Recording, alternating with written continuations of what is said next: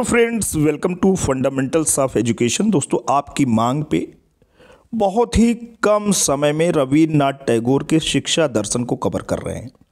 बिल्कुल बिना देर किए आ जाते हैं टॉपिक पे।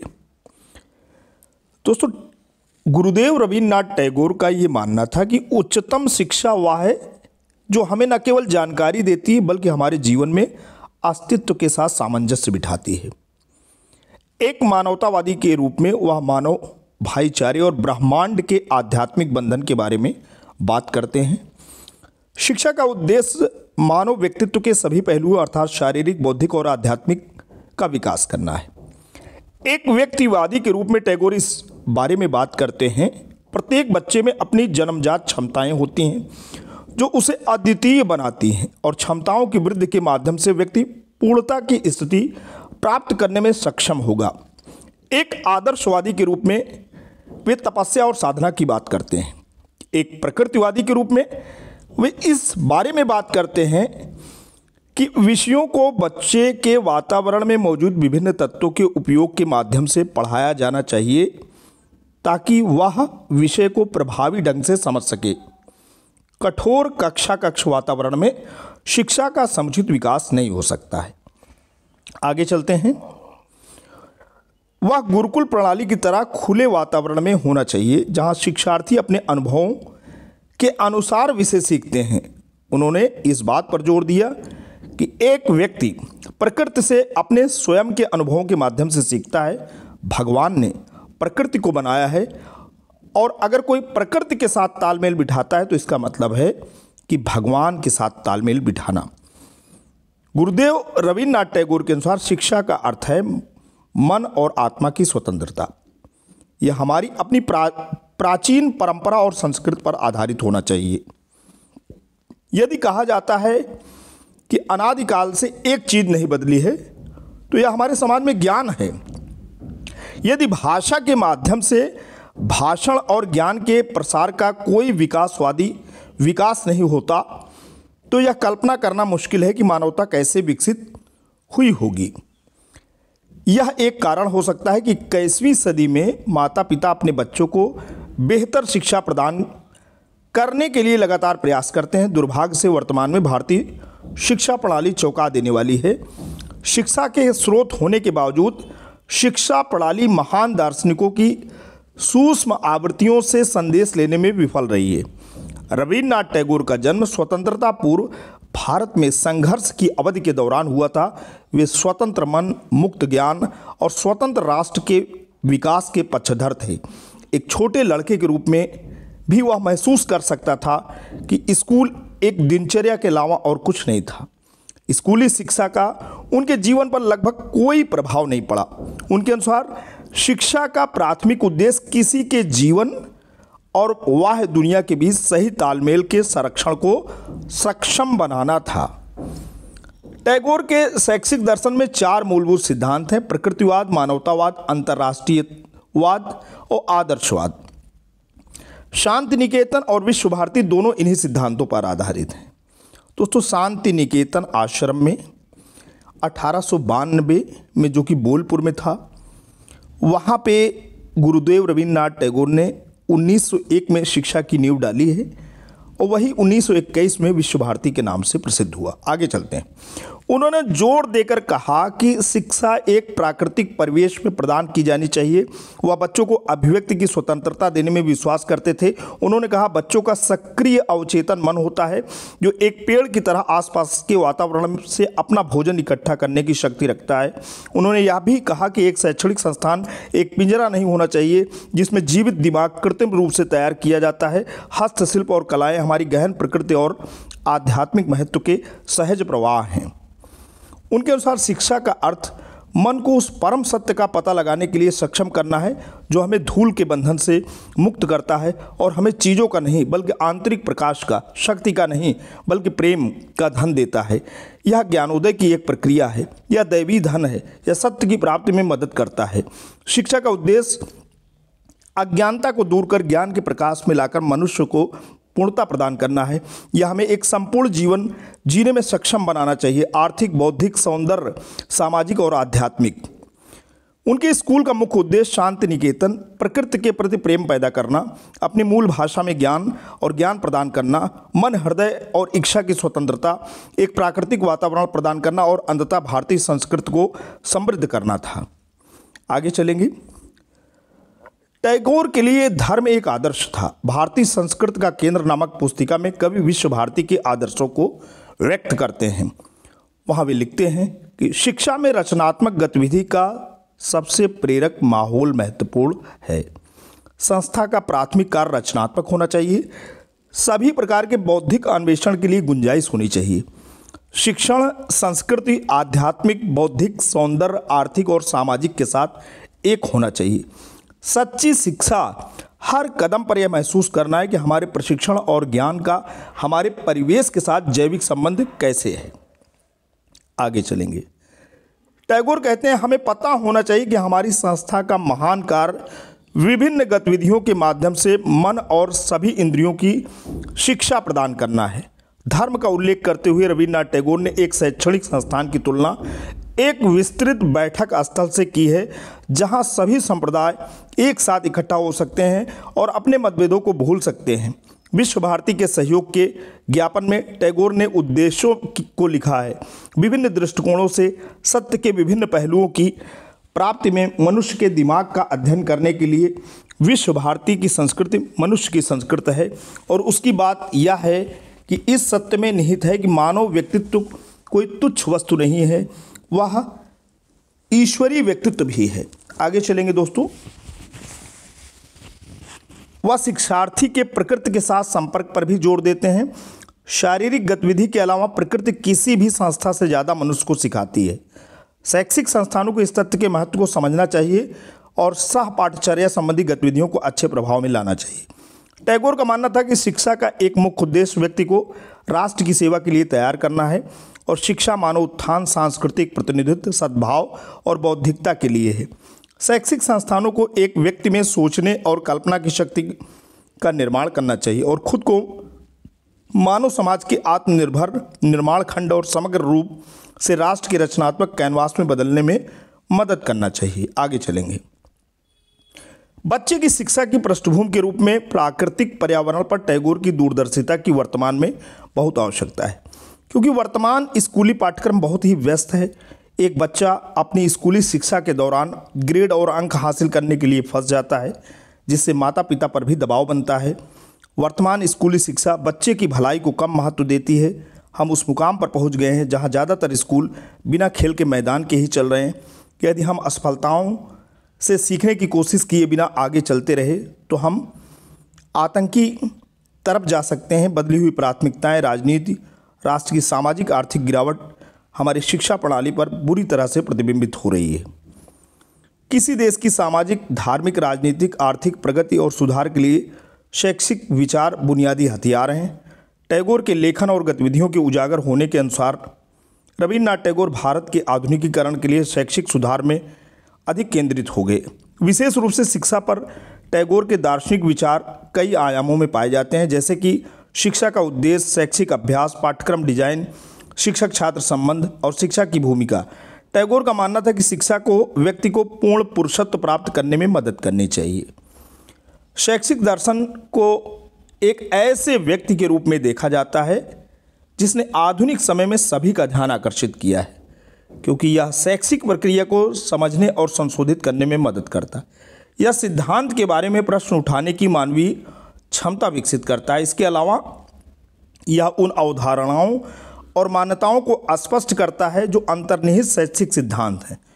उसे एक ऐसे क्षेत्र के रूप में पहचाना जाता है जो सभी क्षेत्रों के साथ मिलकर काम करता है। अतः इसका प्रभाव इतना अधिक है कि शिक्षा दर्शन के प्रभाव के बिना कोई अन्य विषय नहीं है, क्योंकि शिक्षा के दर्शन के मूल तत्व सभी विषयों में शामिल है। दोस्तों, कहने का मतलब है कि शिक्षा दर्शन का जो मूल तत्व है, फंडामेंटल जो क्वालिटी है, वो हर विषय में शामिल है। हर विषय का जो निचोड़ है वही शिक्षा दर्शन है। शिक्षा का दर्शन शिक्षा के कई पहलुओं के लिए दार्शनिक मान्यताओं का व्यवहारिक अनुप्रयोग है। यह शिक्षाविदों और व्यवहारिक शिक्षकों द्वारा शैक्षिक मुद्दों को हल करने के लिए दर्शन शास्त्र को शिक्षा के क्षेत्र में लाने का एक दृष्टिकोण है। यह दार्शनिक दृष्टिकोण के माध्यम से शिक्षा को संपूर्णता में समझने का प्रयास करता है, जिससे शिक्षा के पूरे पैमाने का एक दृष्टिकोण मिलता है। एक अन्य दृष्टिकोण के अनुसार यह विभिन्न विषयों द्वारा प्राप्त निष्कर्षों के आधार पर शिक्षा की एक स्वस्थ प्रणाली का निर्माण करने और दार्शनिक अंतर संबंधों को लागू करके सामान्य विशेषताओं का समन्वय करने का प्रयास करता है। शैक्षिक दर्शन पाठ्यक्रम के पहलुओं पर केंद्रित है। ये तो हो गया शैक्षिक दर्शन की जो आवश्यकता है वो क्यों है। आधुनिक भारत में शैक्षिक सुधार के विचार मौलिक हैं। इनमें से कई समकालीन भारतीय दार्शनिक शैक्षिक सुधार के विचारों को सामने रखने में असफल नहीं हुए। इस प्रकार टैगोर द्वारा प्रस्तुत सुधार विचारों ने शैक्षिक सुधार के विचारों को प्रमुखता दी। टैगोर के अनुसार उनके शैक्षिक विचार केवल सुधार नहीं थे, बल्कि शिक्षा के दर्शन में के निर्माण में सहायक थे, क्योंकि टैगोर ने पाठ्यक्रम के पहलुओं पर अत्यधिक ध्यान केंद्रित किया और वह शिक्षा के दर्शन के निर्माण का आधार हैं। रविन्द्रनाथ टैगोर का शैक्षिक विचार। टैगोर के शिक्षा दर्शन में 4 मूलभूत सिद्धांत व्यक्तिवाद, प्रकृतिवाद, आध्यात्मवाद और अंतर्राष्ट्रीयतावाद, शांति निकेतन और विश्व भारती दोनों इन्हीं विचारधाराओं पर आधारित हैं। व्यक्तिवाद इस तथ्य को संदर्भित करता है कि प्रत्येक व्यक्ति को अपने व्यक्तित्व को व्यक्त करने की स्वतंत्रता है। प्रकृतिवाद, उनकी सोच में प्रकृतिवाद प्रचलित है। प्रकृति के प्रति उनका प्रेम उनकी कविताओं में देखा जा सकता है। उन्होंने यह भी कहा कि हर जीव को प्रकृति के साथ सामंजस्य बनाकर रहना चाहिए। आध्यात्मवाद, उनका शांति निकेतन आध्यात्मवाद के विकास में एक प्रमुख भूमिका निभाता है। उन्होंने कहा कि प्रत्येक व्यक्ति को आध्यात्मिक पूर्णता प्राप्त करना चाहिए। टैगोर ने शिक्षा में धर्म को महत्वपूर्ण स्थान दिया है। उनके लिए धार्मिक प्रशिक्षण एक आत्मा है, एक प्रेरणा है जो मानव जीवन के हर पहलू में व्याप्त है। अंतर्राष्ट्रीयवाद, उन्होंने विश्व भारती की स्थापना की और उसके साथ अंतर्राष्ट्रीयता का निर्माण करने की मांग की। उन्होंने कहा कि अच्छी चीज़ें साझा करने और सीखने के लिए एक अंतर्राष्ट्रीय संबंध आवश्यक है। टैगोर द्वारा निर्धारित शिक्षा के उद्देश्य बाहर की दुनिया से नहीं निकले, बल्कि उनके अनुभव, अभ्यास और प्रयोगों से उभरे। उन्होंने कहा कि शिक्षा सिर्फ एक किताबी शिक्षा नहीं होनी चाहिए, बल्कि इसे शारीरिक, मानसिक और सामाजिक जैसे विभिन्न स्तरों पर विकसित करना चाहिए। उन्होंने कहा कि शिक्षा का मुख्य उद्देश्य समरसता का विकास करना है। उनका कहना था कि उच्चतम शिक्षा वह है जो हमारे जीवन को सभी अस्तित्वों के अनुरूप बनाती है।